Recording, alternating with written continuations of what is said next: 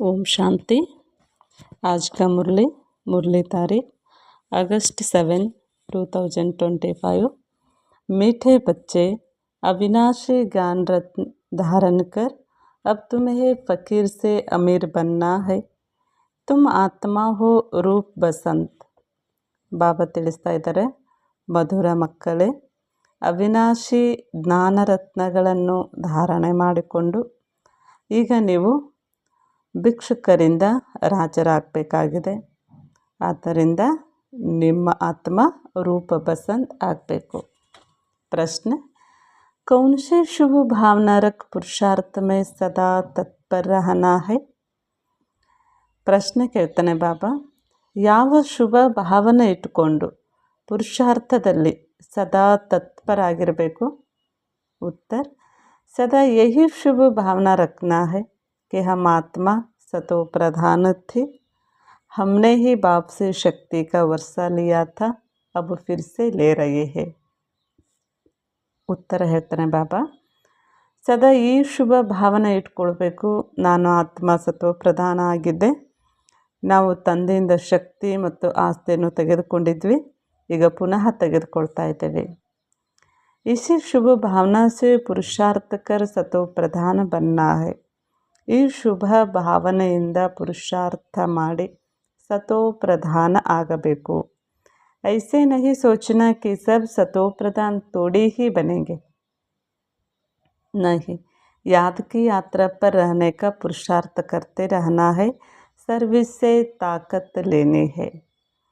ಈ ರೀತಿ ಯಾವತ್ತೂ ವಿಚಾರ ಮಾಡಬಾರ್ದು, ನಾವೆಲ್ಲರೂ ಸಹ ಸತೋ ಪ್ರಧಾನ ಎಲ್ಲ ಆಗ್ತವೆ, ಆಗ್ಲಿಕ್ಕೆ ಚಾನ್ಸ್ ಇಲ್ಲ ಅಂತ ಆ ರೀತಿ ವಿಚಾರ ಮಾಡಬಾರ್ದು।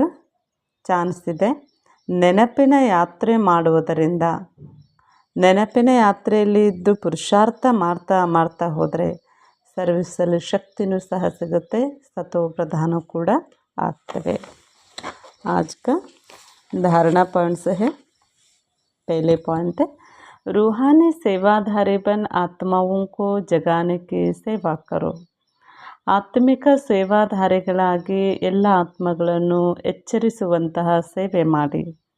ಸೆಕೆಂಡ್ ಪಾಯಿಂಟ್, ಸ್ವದರ್ಶನ ಚಕ್ರಧಾರಿ ಬನ್ 84 का ಚಕ್ರ ಬುದ್ಧಿ ಮೇ ಫಿರಾನಾ ಹೈ। ಸ್ವದರ್ಶನ ಚಕ್ರಧಾರಿಗಳಾಗಿ 84 ಜನ್ಮದ ಚಕ್ರವನ್ನು ಬುದ್ಧಿಯಲ್ಲಿ ತಿರುಗಿಸಿ। वरदान, संगठन में रहते लक्ष्य और लक्षण को समान बनाने वाले सदा शक्तिशाली आत्मा भव।